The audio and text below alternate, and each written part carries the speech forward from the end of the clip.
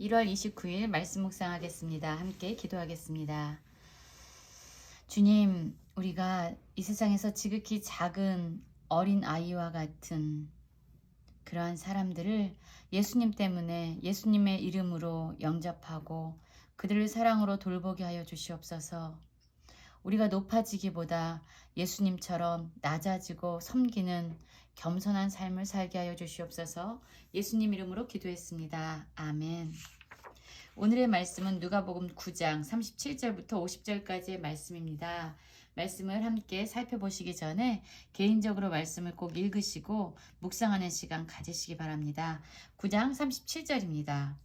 이튿날 산에서 내려오시니 큰 무리가 맞을세. 무리 중에 한 사람이 소리질러 이르되 선생님 청컨대 내 아들을 돌보아 주옵소서. 이는 내 외아들이니이다. 라는 말씀으로 시작하고 있습니다. 여러분, 이튿날 산에서 내려오셨다라고 말씀하고 있지요. 어떤 산일까요? 예, 맞습니다. 예수님께서 영광스럽게 그 모습이 변화되었던, 그래서 모세와 엘리야와 함께 예수님께서 예루살렘에서 십자가에서 죽으실 것에 대해서 함께 말씀하시던 그 산에서 이제 땅으로 내려오셨습니다. 그러자 많은 무리가 예수님을 맞이하는 거예요. 그 중에 한 사람이 예수님께 나와서 간구합니다. 어떤 간구였습니까? 그의 외아들을 돌보아 달라는 간구였습니다. 그 사람의 아들이 어떠한 문제 가운데 있었냐면 39절이죠.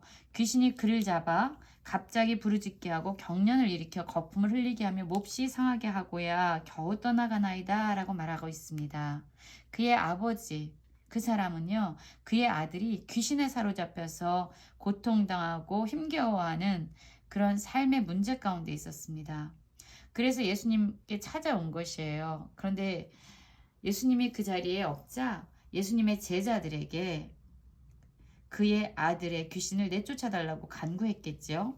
그런데 당신의 제자들에게 내쫓아 주기를 구하였으나 그들이 능히 못하더이다 라고 말하고 있습니다.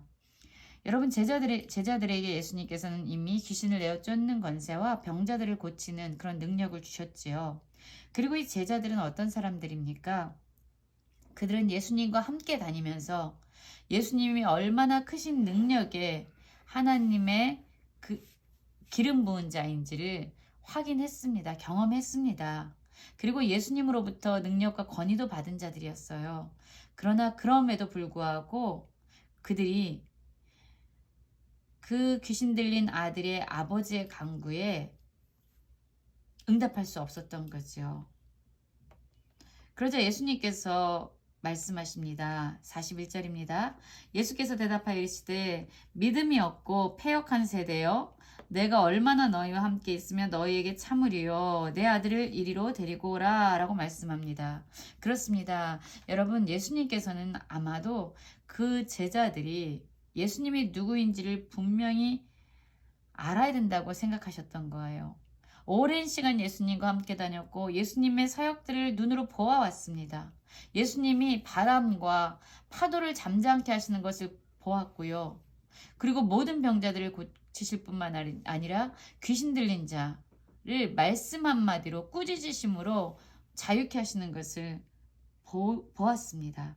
그럼에도 불구하고 여전히 예수님이 어떤 분인지 믿음이 없었고 또한 그분의 말씀에 온전히 순종하지 못했던 거예요. 그거에 대해서 예수님은 지금 분노하고 계시죠. 그리고 그 사람의 요청대로 그 아들을 데리고 오라고 말합니다. 그런데 예수님께 올 때 여전히 귀신이 그를 거꾸로 들이고 심한 경련을 일으키게 하는 거예요. 그러자 예수님께서 그 더러운 귀신을 꾸짖습니다. 그리고 아이를 낳게 하셨어요. 그리고 그 아이를 아버지에게 도로 주십니다. 여러분, 그렇습니다. 예수님은요, 말씀 한마디로, 꾸짖으심 한마디로 귀신들을 내어 쫓는 진정한 능력의 구원자셨습니다. 그리고 그 아이를 자유케 해주셨습니다. 이 일을 본 모든 사람들은요, 예수님을 통해서, 예수님이 행하신 그 사역을 통해서 하나님의 위엄에 놀랐고 또한 예수님께서 행하시는 모든 일을 여전히 놀랍게 여겼다라고 얘기합니다. 예수님이 행하시는 모든 기적과 모든 이사를 계속적으로 보아왔음에도 불구하고 여전히 예수님이 어떠한 분인지 알지 못했기 때문에 예수님이 그런 기적을 행하실 때마다 지속적으로 놀랐고 지속적으로 두려워했던 거죠. 여러분, 진정 우리는 예수님이 어떤 분이신지 알고 계십니까? 지금까지 수년 동안, 아니 오랜 세월 동안 우리는 예수님에 대해서 들어왔습니다. 그리고 예수님을 경험해 왔습니다. 그러나 여전히 예수님이 어떤 분인지 모르기 때문에 불안하고 걱정하고 두려움 가운데 살고 있는 우리들의 모습은 아닙니까? 정말로 예수님이 어떤 분인지 우리의 영적인 눈이 열려져서 분명히 보게 되길 원하고 우리의 삶으로 예수님이 어떤 분이신지를 고백하며 살아가는 우리 모든 성도님들이 되었으면 좋겠습니다. 그리고 예수님은 다시금 말씀하십니다. 그의 제자들에게 말씀하시지요.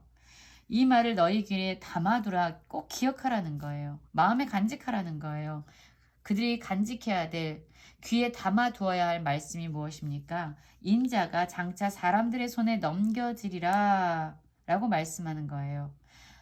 예수님께서 제자들에게 말씀하셨던 하나님께서 보내신 예수님, 구원자 되신 예수님은요, 사람들이 기대하는 것처럼 그렇게 강력하고 그렇게 전능한 하나님의 모습으로, 구원자의 모습으로 보여지기보다는 그렇게 정치적이고 군사적인 모든 힘을 동원해서 이스라엘 백성이 처해 있는 그런 상을 바꾸고 문제를 해결하는 그러한 메시아라기보다는 친히 모든 사람들의 죄를 받아주시고 또한 그들의 죄를 용서하실 뿐만 아니라 그들의 죄로 말미암아 고통당하는 모든 그 고통의 자리에 서 계심으로 말미암아 고통당하는 자를 체휼하시고 치유하실 수 있는, 그리고 십자가에서 죽으심으로 말미암아 모든 죄인들과 그 죄로 말미암는 모든 고통의 문제를 죽음으로 끝내시고 예수님을 믿는 자들에게 예수 그리스도의 생명으로 다시 살게 하는, 다시 말하면 죄와 고통과 사망으로부터 모든 인류를 구원하시는 구원자이심을 이들에게 가르쳐 주신 거예요. 그래서 사람들의 기대와는 다른 하나님이 보내신 진정한 그리스도가 누구신지를 기억하라고 말씀하신 거죠. 사람들에 의해서 넘겨지고 십자가에서 죽으심으로 다시 살게 될 그리스도에 대해서 말씀한 겁니다. 그런데 여러분, 제자들의 반응은 어떻습니까? 여전히 깨닫지 못하고 여전히 그 말씀이 어떤 것인지 묻기도 두려워했어요. 듣고 싶지 않은 거죠. 예수님은 죽으시면 안 되는 거예요. 제자들은요, 그들의 배도 버리고 가족도 버리고 모든 것을 버리고 지금 예수님을 따라온 자들입니다. 그런데 예수님이 죽어요?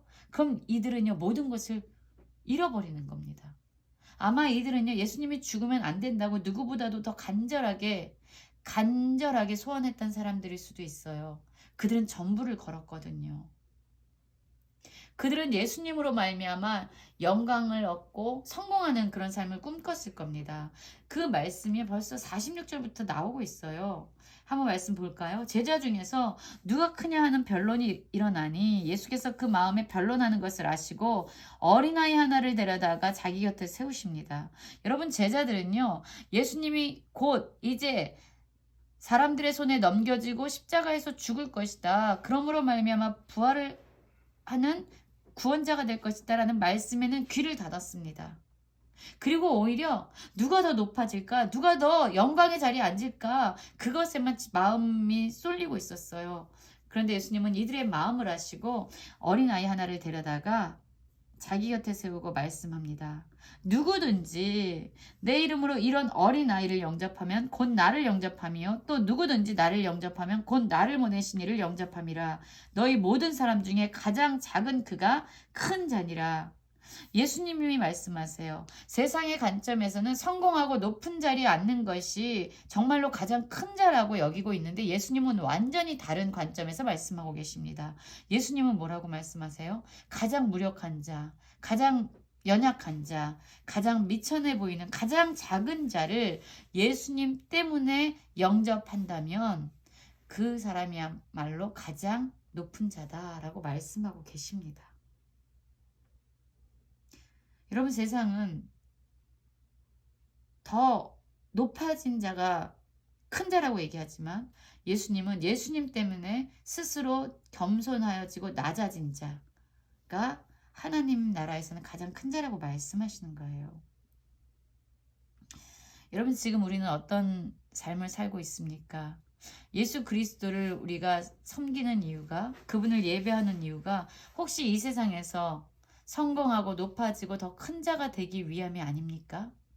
아니면 예수님의 말씀처럼 가장 연약하고 가장 무력하고 가장 작고 가장 낮아 보이는 자를 예수님 때문에 기꺼이 품고 섬기고 그들과 함께하는 그러한 겸손한 삶을 살아가고 있습니까? 정말로 하나님의 관점으로 바라볼 때 큰 자입니까? 아니면 세상의 관점으로 바라볼 때 큰 자가 되기를 원하십니까? 예수님은 친히 자신의 생명을 내어 주심으로 말미암아 죽었던 우리, 죄인된 우리를 끌어안아 주셨어요. 그래서 우리는 그 영광의 구원을 맛보게 된 거죠. 우리 역시 이 세상에서 가장 작은 자, 외면당하는 자, 연약한 자를 예수님처럼 예수님의 마음으로 예수님 때문에 품고 나아가는 자 되기 원합니다. 그래서 그들이 정말로 예수 그리스도로 말미암아 부어지는 놀라운 구원의 자리에 이를 수 있도록 우리가 가장 낮은 그 자리에서 그들을 섬겨주는 예수님의 제자로서의 삶을 살아가는 모든 성도님들이 되시기를 간절히 기도합니다.